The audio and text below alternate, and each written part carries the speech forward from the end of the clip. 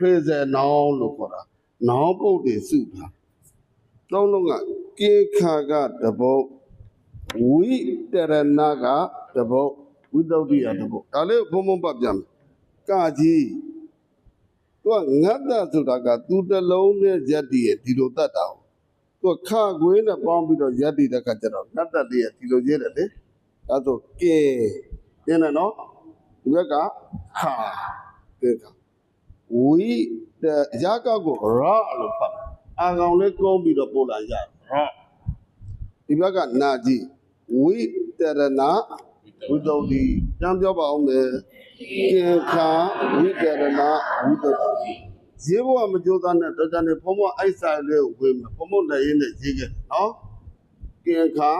ဝိတရဏဝိတ္တုဒ္ဓိသုံးလုံးပေါင်းတာကေခာစကားကိုယ့်ရဲ့စိတ်ကိုဒီအပေါ်ရောက်အောင်ပို့လိုက်တစ်လုံးချင်းပဲကေခာတခါတလေကြတော့လေဘုံဘတို့မြန်မာနိုင်ငံမှာပရိစိတ်တယ်ဆိုပြီးတော့ပရိယအပ္ပကြေယ1000ဆိုရင်သူက1000ပြည့်ဖို့ပဲကြိုးစားနေတယ်အဲ့ဒီအပေါ်မှာဒါပြတော့ဗုဒ္ဓလို့စိတ်လို့ကြည့်5မိနစ်မှတစ်လုံးမပြီးပြီးဗုဒ္ဓဆိုတဲ့စိတ်ရောက်တာနဲ့ဒါလေးနဲ့ကွက်တိဖြစ်မှစိတ်ကယက်တိမှလေအပ္ပကြေပြည့်ဖို့အကြိုးစားနေရင်အရေးအတွက်ပဲဖြစ်သွားမှာဒါလေးတွေဟိုလုတ်တဲ့ကံမှာလဲတစ်လုံးချင်းလေးပဲသွားစိတ်ကိုမလောနဲ့အေးသေးသေးလေးပဲအဲ့ဆိုရင်ကင်ခါနော်ဝိတရဏဝိတ္တုဒ္ဓိဒါတွေကသူ့ကိုစစ်မဲ့တောက်ချိုက်ကအပေါ်တက်ခဲ့ကင်ခါဝိတရဏဝိတ္တုဒ္ဓိနားလဲတယ်နော်အကုန်လုံးရေးပြလိုက်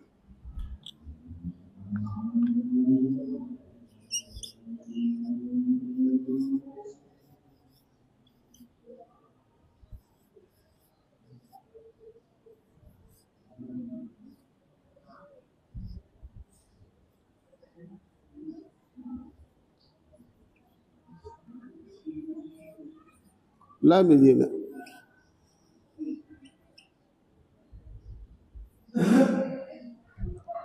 ဒါလေးရလဲဒီလိုမှတ်ထားလိုက်မဂ္ဂညာနာဒသနဝိတ္တုဒ္ဓိဟုတ်ပြီဒါလေးကိုဆက်မပြောမယ်ဒီမကိုဂါငယ်နဲ့တတ်လို့ရှိရင်မက်ဂါငယ်လေးကအပေါ်တက်လာမယ်ရေးချလေးနဲ့တွဲလိုက်မဂ္ဂအပေါ်လုံးကရှေ့ကိုတတ်တယ်အောက်လုံးကအပေါ်တက်ဒါပါဠိစာပေရဲ့ဖတ်ဖို့နည်းစနစ်ပဲမဂ္ဂဒါကြတော့အင်းလားနားလည်လောက်တယ်နော်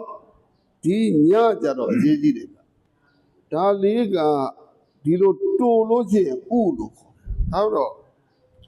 ဥဆိုလို့ရှိရင်ဒါဥဘာလို့ဆိုတော့ဒီအချောင်းလေးကတိုးတိုးလေးဒီလိုရှည်လို့ရှိရင်ညာလေးလို့ခေါ်နော်ညာလေးကိုရေးကြတော့ညာဘက်ကနာကြီးလေးနဲ့တော့ညာနာအခုလူတွေပြောနေတဲ့မာစီတို့ဘာတို့တရားအထုတ်လို့ရှိရင်ဉာဏ်စဉ်တရားနာပြပြီလားဉာဏ်စဉ်တရားနာပြပြီလားဆိုတော့စကားလုံးကိုပြောနေတာကြားဘူးတော့မလားကြားပါဘူးတရားယူတော့တယ်ဉာဏ်စဉ်ဆိုဒီကြမှာဉာဏ်စဉ်စပြီးတော့ဝင်တာဉာဏ်စဉ်စပြီးတော့ဝင်တာနော်ဉာဏ်စဉ်တရားနာပြီးပြီလားကိုယ်စိတ်ဓာတ်ရဲ့အည်အသွေးတမာတိရဲ့အည်အသွေးကဒီရောက်မှဉာဏ်စဉ်တရားနာမယ်လို့ရောက်မရောက်တော့မသိဘူးပေါ့ဗျာဘုံတော့အမှန်တမ်းပြောလို့ရှိရင်တော့ဒီမှတ်တိုင်းမှာပဲတစ်ခါမှကြော်လို့မရဘူးဒီဘက်နောက်ကျရင်သိလာလိမ့်မယ်လေနော်အဲ့တော့ဒါလေးကိုမဂ္ဂညာနာဒသနညမဒီဒသနဆိုတဲ့စကားလုံးလေးမြန်မာရဲ့ဟာကဆိုလို့ချင်းဒီနှစ်ခုပဲရှိတာခုကနောက်တစ်ခုပိုးနေနော်ဒါကမြန်မာအခရာရဲ့စင်ဒီထားတော့တာဝင်းမူဆိုလို့ချင်းဒီလိုဆက်နေနော်ကြတော့ဒီလိုမဆက်ဘူးမတာဝင်းမှုနှလုံးကိုဒီလိုဆက်တာနှလုံးလည်းဒီလိုဆက်ဒီလိုမဆက်မဲနဲ့ तू ကဘယ်လိုလုပ်လိုက်လဲဆို ဒါလေးကိုဒီလိုရှင်းရေးလိုက်တယ်ဗျအခုံးလေးတွေကများသွားမှဆိုတဲ့အတွက်တူလေးနဲ့ဒီဘက်ရိုက်လိုက်အဲ့ဒါတချမ်းဝင်သွားအဲ့ဒါကိုတာကြီးလို့သုံးတယ်တာကြီးလို့သုံးတဲ့အခါကျတော့ဒီအလုံးစင်လေးကတာနှလုံးကိုဆင့်ထားတာဆင့်ဖို့မတူတဲ့အတွက်ဟုတ်လားဒါဆိုရင်တာတစ်လုံးကဓာတွဲကိုတက်လို့ကြည့်ဓာတ်တာတစ်လုံးကြံသေးတယ်နော်တာတစ်လုံးဒါဆိုဓာတ်တနာနားလည်လိုက်ဒါဆိုရင်ဒီမဲ့တာဝင်းမှုဆင့်ပုံနဲ့တာဆင့်ပုံတူလားမတူဘူးနော်တအိုင်းမမနဲ့မှဆိုလို့ဒီစကလုံးလေးတွေရဲ့အသေးပဲဦးကျတော့ဘုံဒီကတရချင်းဘယ်နဲ့10ချိန်လောက်တော့သွားမယ်လို့အောင်းမိတယ်ပေါ့နော်ဒါဆိုရင်ဘုံဘုံမှတ်တယ်ဘယ်နှခုရသွားလဲတကယ်တော့တမာတိကဒီရောက်လို့ရှိရင်အပယ်မကြဘူးကျိသေးတယ်တခုချင်းသွားရင်ပြီးပါပေါ့နော်ကဲဒါဆိုလို့ရှိရင်မှတ်တိုင်က9ခုပေးမှဆိုတော့နောက်မှတ်တိုင်တစ်ခုဖြတ်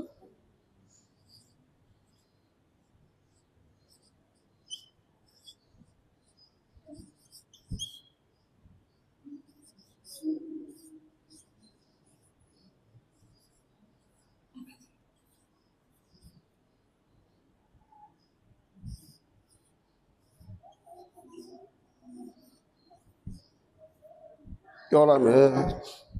ဒါတလင်းကျိတ်လေပฏิပဒံနာလားဖတ်လို့ရတယ်နော်ညာနာရတနာဝုဒ္ဓတိဒီစကလုံးလေးမှာဆန်းတာကဒီမှာလဲဉာဏ်စဉ်ပါလာတယ်ဒီမှာလဲဉာဏ်စဉ်ပါလာတယ်နော်ဒီဉာဏ်စဉ်နဲ့ဉာဏ်စဉ်နဲ့ကြတော့နောက်အရှိပြောတဲ့အခါကျတော့ဒီမှာဉာဏ်စဉ်ဘယ်နှပါသူ့ရဲ့အရေးသူ့ရဲ့ဘလို့ဆိုတာပါလာတယ်နော်ဒီမှာလဲညာနာဆိုတဲ့စကားလုံးလေးပါတယ်နော်ဘုံဘုံလူကြောက်ပြောမယ်ဆိုဒီညာနာကိုပြောင်းလို့တက်လိုက်လို့ရှိရင်ကြိုက်တာပေါ့အခုကသင်္นานသားတွေဆိုတော့ဘုံဘုံတစ်ဆင့်ချင်းခေါ်သွားမှတ်တယ်ဘယ်နှခုရသွား6ခုရသွား9ခုဆိုတော့များတော့မများပါဘူးဒီနေ့ကစကားလုံးလေးတွေနည်းနည်းရှိတယ်ပြီးတော့ဘုံဘုံထပ်ကြီးတက်လဲရှင်းပြမယ်ဆိုခိုင်းမယ်အလိုလိုနဲ့ကြသွားပါနော်နောက်တစ်ခါစကားလုံးလေးရ